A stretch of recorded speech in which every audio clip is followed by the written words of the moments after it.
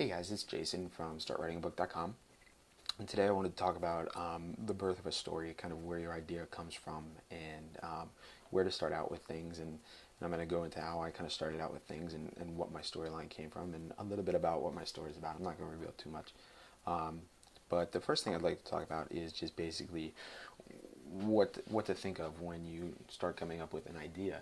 Do you want your idea to be something original, from the get-go? Do you want to have an original world, original characters, original creatures? Do you want to have a storyline that something's never heard of, or somebody's never heard of before? Which is honestly a little difficult in our day and age with all the movies and the books and everything like that. A lot of times, there's always going to be certain parts of things that were probably done before by other people. So you need to kind of keep that in mind. But are you going to go for original take, or are you going to go for a retake or a remake of something? Something that always jumps to mind, just because it seems to be in the media a lot, is just vampires. Vampires have been done to death. There's been how many different Dracula movies, and they all have their different takes and things like that. So are you going to take something like that and redo it in your own way?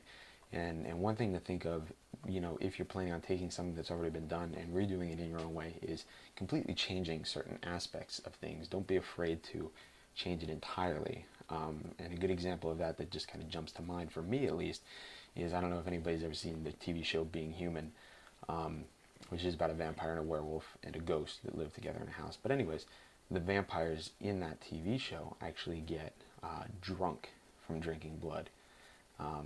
Sort of like humans get drunk from drinking alcohol. And I thought that was a really interesting twist.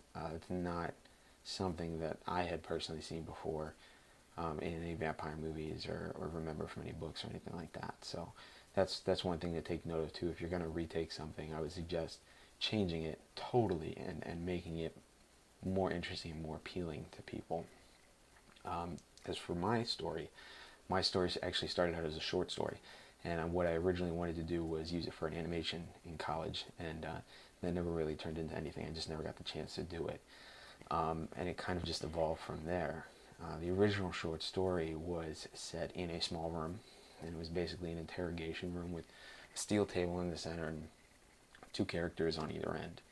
And you had your one character that seemed to be the prisoner. It looked like he was chained down to the chair, and he looked like a normal person. And then you had your other character sitting across from him that was stark white, the color white, not human white, but the color white. And he had no defining features whatsoever. No eyes, no nose, no ears, bald head. Basically, just looked like he was wrapped in vinyl, pretty much. Just smooth body all over. And he was asking the normal person a bunch of questions and interrogating him. Through mental powers, basically, speaking to him with his mind.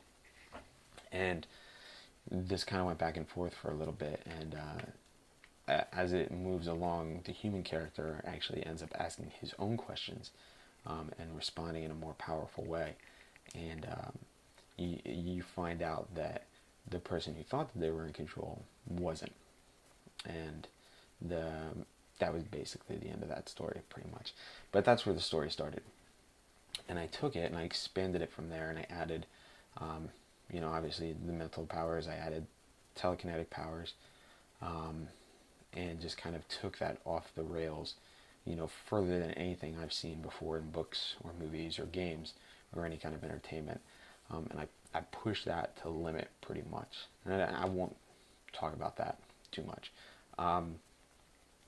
And basically the storyline that evolved from that was, you have this underground collective or group of people, I call them the collective, that has these powers and understands how to use them.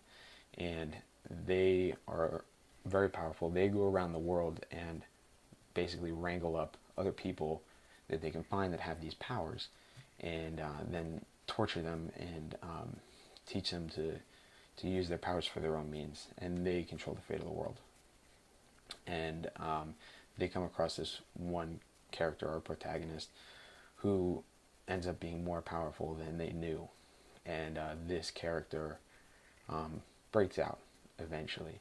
And I won't take it too much further than that, but that's the basic storyline, is following his journey and trying to figure out why he's so powerful, and them trying to capture him, and them trying to figure out why they can't control him, and things of that nature.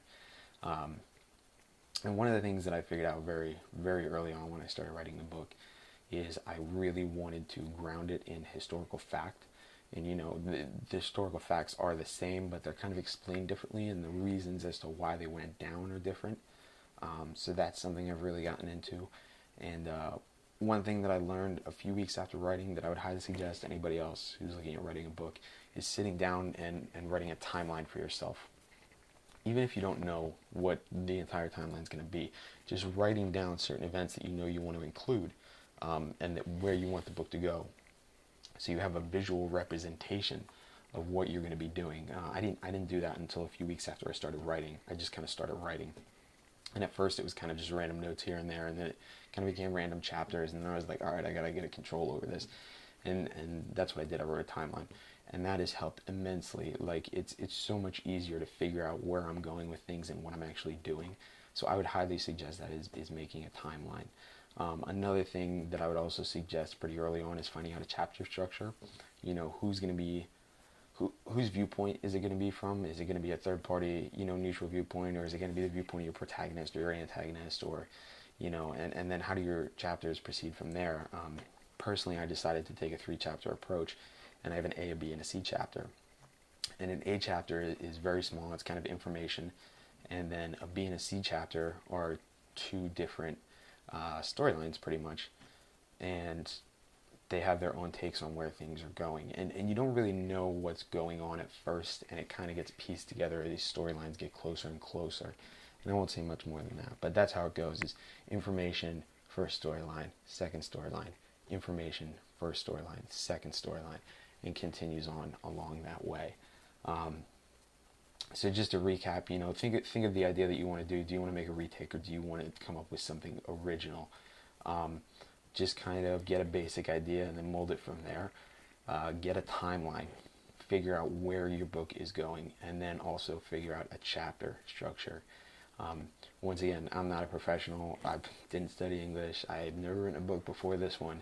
These are just my suggestions of things that I've learned over the past couple of weeks when I've started writing, and suggestions that I'd like to pass along to you. So I'm going to try to start doing these videos a little bit more often, because I want to keep them shorter. I don't want to get them too long and drawn out. So I'm going to try to do another video on either Wednesday or Thursday of this week, and I'd like to start touching on like setting goals and writing practices and things to keep you motivated, and things to do, and just making sure that you're not getting too involved in it. As odd as that sounds, that can be bad. But so that's what we're going to do next week, is work on setting goals and kind of a writing process after you have your basic storyline done. And so until then, what you can do if you want is go over to www.startwritingabook.com and check out some of the information that I have on there. I added a resources section that I'm going to be adding stuff to all this week of different sites online that you can get information from. And then also, if you look down in the comments section just below, you should see my Twitter and my Facebook as well. And I use those almost primarily for book updates and things of that nature. So if you want to follow me on Twitter, if you want to follow me on Facebook, I definitely update that a lot more than the video blog, obviously, or the website itself.